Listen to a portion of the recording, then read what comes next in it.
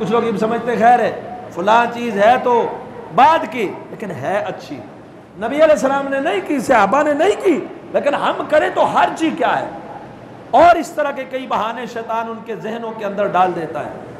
لیکن آئیے کتاب و سنت کو دیکھتے ہیں کہ اچھی چیز کو سمجھ کر، کسی اچھی بات کو سمجھ کر، کیا رسول اللہ صلی اللہ علیہ وسلم اور صحابہ کے طریقے سے ہٹ کے اس میں معمولی رد و بدل، چینجنگ، اضافہ کیا جا سکتا ہے؟ جامع ترمذی کی ایک معروف روایت ہے، کئی بار آپ کے سامنے رکھی ہے، 2738، سیدنا عبداللہ بن عمر رضی اللہ تعالیٰ عنہما، ان کے سامنے ایک بندہ ان کے پاس بیٹھا ہوا تھا، اسے چھینک آ گئی۔ جب چھینک آئی تو اس نے کہا الحمدللہ۔ کیا کہا اس نے؟ الحمدللہ۔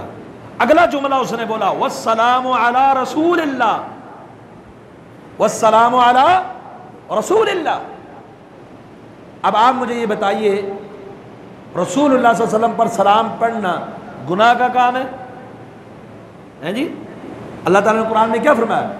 یا ایھا الذین آمنوا صلوا علیہ وسلموا، وسلموا، سلام پڑھو، سلام کہو، وسلموا تسلیما، سلام پڑھو، حکم دے دیا قرآن نے۔ اب یہ چھینک کے موقع پر کہہ رہا ہے والسلام علی رسول اللہ۔ اگر یہی ذہن لے کے بیٹھ جائے، کیا اس نے کوئی ایسا کام کیا؟ کہتے ہیں منع دکھاؤ کہ جس میں یہ ہو کہ چھینک آئے تو سلام نہیں پڑھنا، کوئی منع کی بات ہو، یا کوئی ایسا جملہ بولا ہو جو خلاف شرع ہو، یا کوئی ایسی بات بولی ہو جو عقائد اسلام کے خلاف ہو۔ نہیں، بات جائز بولی، والسلام علی رسول اللہ، اللہ کے رسول پہ سلامتی ہو، لیکن موقع محل ایسا تھا جہاں یہ اچھا جملہ بولنے کی رسول اللہ نے تعلیم ارشاد فرمائی۔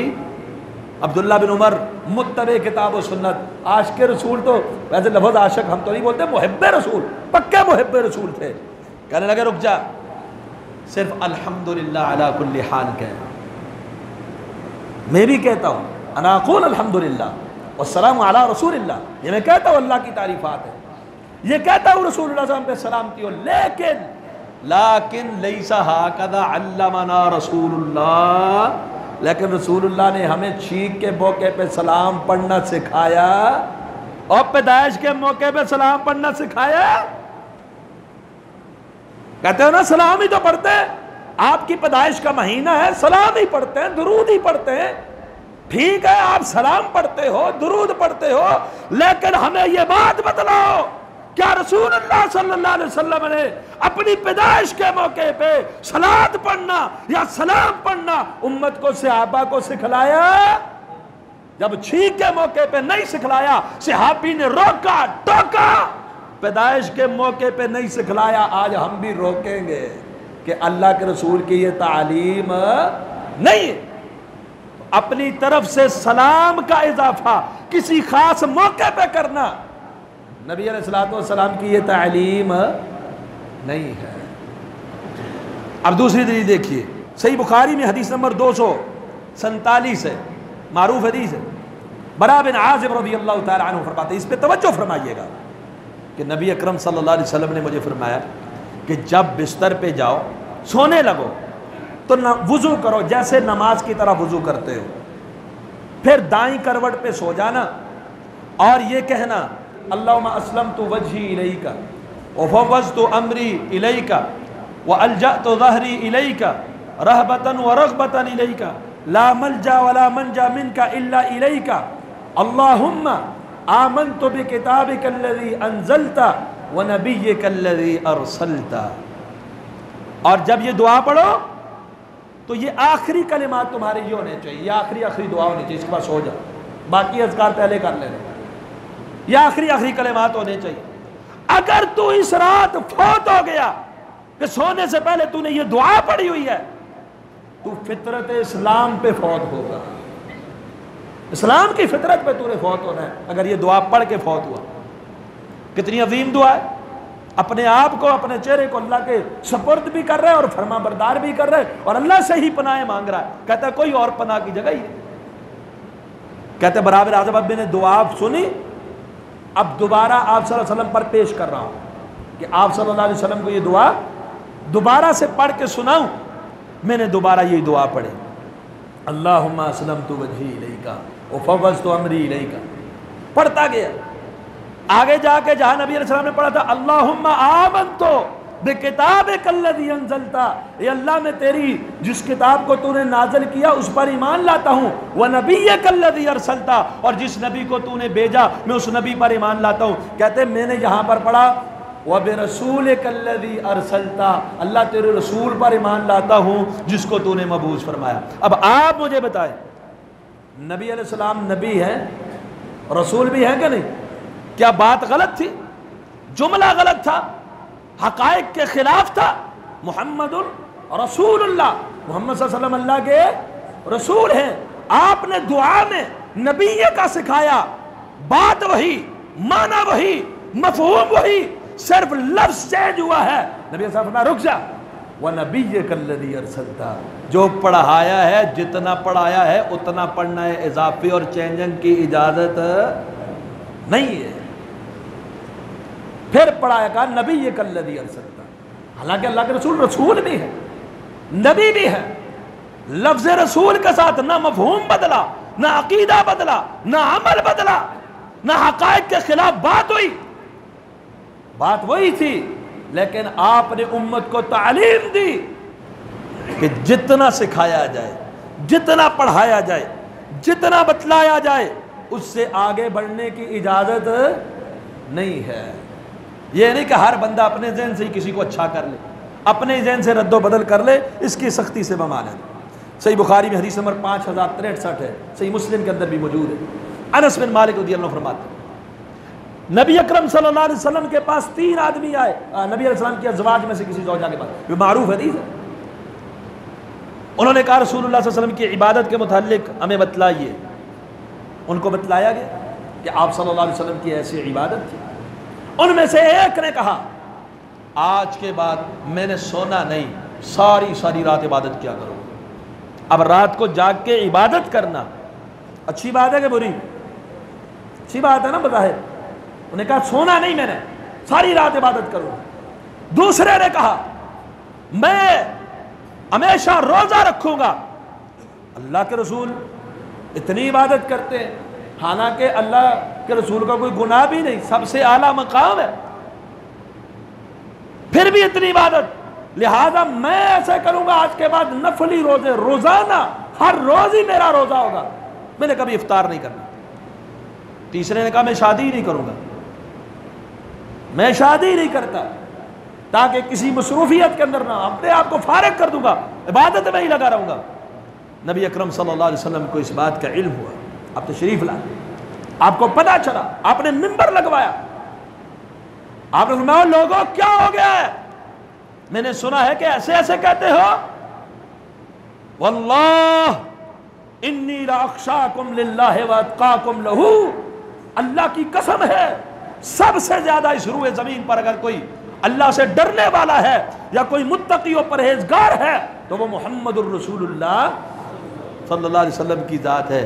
لیکن میں رات کو سوتا بھی ہوں، عبادت بھی کرتا ہوں، میں رات کو سوتا بھی ہوں، عبادت بھی کرتا ہوں، میں نفلی روزے رکھتا ہوں لیکن میں چھوڑتا بھی، یعنی یہ نہیں ہمیشہ نفلی روزہ، اور میں اللہ کی عبادت کرتا ہوں لیکن میں نے نکاح بھی کیے ہوئے ہیں، شادی بھی کی ہوئی ہے۔ فمن رغب عن سنتی فلیس منی، جس نے میرے طریقے سے بے رغبتی کی وہ ہم میں سے نہیں۔ اب ان کا مقصد نے اخلاص میں کوئی شک نہیں، تقوی اور پرہیزگاری، نیت بھی صاف ہے، لیکن اللہ کے رسول صلی اللہ علیہ وسلم نے روک دیا کہ ایسا کام کرنے کی اجازت نہیں جو محمد الرسول اللہ صلی اللہ علیہ وسلم۔ آپ ان سے آگے بڑھیں گے، آپ ان سے آگے بڑھیں گے،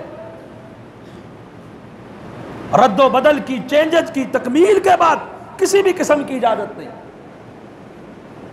ایک اور دلیل دے کے پھر بات، ایسی دلائل بہت زیادہ ہے، واقعات بہت زیادہ ہے، عام فام اور معروف چیزیں آپ کے سامنے رکھ رہا ہوں۔ سنن دارمی میں حدیث نمبر 60 ہے، عبداللہ بن مسعود رضی اللہ تعالی عنہ اپنے گھر میں تشریف فرما ہے اور ایک تابعی ہے وہ ان کا انتظار کرے، عمر بن سلمہ۔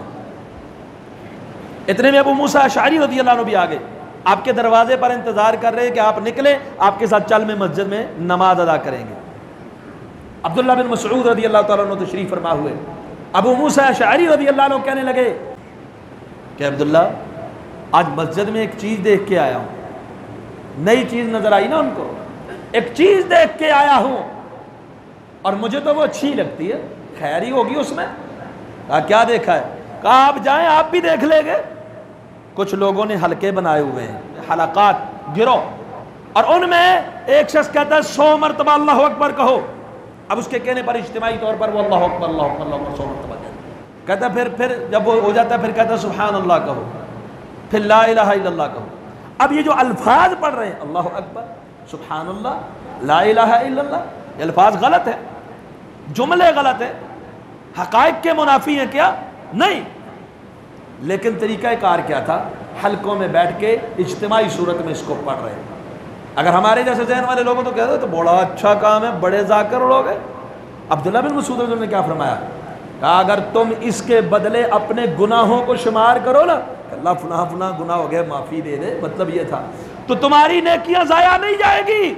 افسوس، ویحکم یا امت محمد صلی اللہ علیہ وسلم، اے محمد صلی اللہ علیہ وسلم کی امت، افسوس تمہارے پر، کتنی جلتی ہلاکت میں پڑ گئے ہو۔ ہؤلاء صحابۃ نبیکم متوافرون، اور صحابہ کی کثیر تعداد ابھی موجود ہے، ابھی میرے پیغمبر کے کپڑے بوسیدہ نہیں ہوئے، ابھی آپ علیہ السلام کے استعمال شدہ برتن ٹوٹے نہیں، یعنی ابھی زمانہ اتنا گزرا نہیں، کتنی جلتی ہلاکت میں پڑ چکے ہو۔ کہا عبداللہ ما اردنا الا الخیر، وہ ہمارا کوئی اور ارادہ نہیں تھا، ہم خیر چاہتے ہیں، ہم نیکی چاہتے ہیں، یہ خیر کی بنیاد پر کیا گیا، اللہ کا ذکر ہی تو کر رہے ہیں۔ کہا وَكَمْ مِن مُرِيدٍ لِلْخَيْرِ لَن يُصِيبَهُ، کتنے ہی خیر کے متلاشی، کتنے ہی خیر کا ارادہ کرنے والے، کتنے ہی خیر چاہنے والے، لیکن خیر پا سکتے نہیں پا سکتے۔ وَإِنَّكُمْ لَعَلَىٰ مِلَّةٍ هِيَ أَهْدَىٰ مِن مِلَّةِ مُحَمَّدٍ صلی اللہ علیہ وسلم، اور کیا تم ایسی ملت پر ہو، ایسے طریقے پر ہو جو طریقہ محمد الرسول اللہ صلی اللہ علیہ وسلم سے بہتر ہے، یا گمراہی کا دروازہ کھول رہے ہو؟ یعنی یہ جو تم کام کر رہے ہو کیا رسول اللہ صلی اللہ علیہ وسلم نے کیا؟ اگر نہیں کیا، کیا تم رسول اللہ صلی اللہ علیہ وسلم سے ہدایت یافتہ زیادہ ہو گیا؟ کیا تمہیں زیادہ پتہ ہے کہ اس میں خیر ہے؟ کیا تم زیادہ جانتے ہو کہ اس سے زیادہ ثواب ہوگا؟ ثواب وہی ہے جو رسول اللہ نے سکھلایا، جو رسول اللہ کی تعلیم میں نہیں وہ کار خیر ہو سکتا۔ کہا میں نے تو نبی علیہ السلام سے سنا تھا کہ لوگ آئیں گے اور قرآن پڑھیں گے، حلق سے نیچے نہیں جائے گا۔ مطلب کیا ہے؟ قرآن میں اللہ نے کیا بیان کیا، عقائد کیا دیے، نظریات کیا دیے، اعمال کیا دیے، زبان سے تو فر پڑھ رہا ہے لیکن اس کو اپنا نہیں رہا، اس کے مطابق اس کا عمل اور عقیدہ نہیں ہے۔ کہا ایسے لوگ بھی آئیں گے۔ پھر وہ عمر بن سلمہ تابعی بیان کرتے ہیں بعد میں ہم نے دیکھا ان حلقوں میں جن لوگوں نے یہ کام کیا تھا نا، عبداللہ بن مسعود نے پیشن گوئی دے دی تھی، وہ گمراہی کے دروازے کھول رہے ہو۔ کہتے ہیں جب نہروان کی جنگ ہوئی، سیدنا علی المرتضیٰ رضی اللہ عنہ نے خوارج کے خلاف جنگ کی، خارجی جو حضرت علی رضی اللہ عنہ کو کافر کہتے تھے، یہ لوگ ان خارجیوں میں شامل تھے۔ جب بدعت کا ارتکاب ہوتا ہے سنتیں اٹھ جایا کرتی ہیں، ہدایت سے آہستہ آہستہ پھسلنا بندہ شروع ہو جاتا ہے۔ اب یہی لوگ ابتدا میں خیر ان چیزوں کو سمجھتے تھے، صحابہ نے بری طرح ان کو منع کیا، بڑی سختی کے ساتھ، رک جاؤ، یہ رسول اللہ صلی اللہ علیہ وسلم کا طریقہ نہیں ہے۔